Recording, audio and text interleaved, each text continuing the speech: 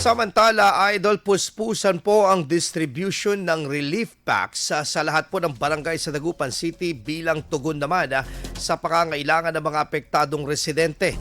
Bumisita din sa lungsod si DSWD Secretary Rex Gatchalian upang pangunahan ang pagdidistribute ng nasa 200 na apektadong mangingisda na ilang araw nang tumigil sa pagpapalaot dahil sa masamang panahon.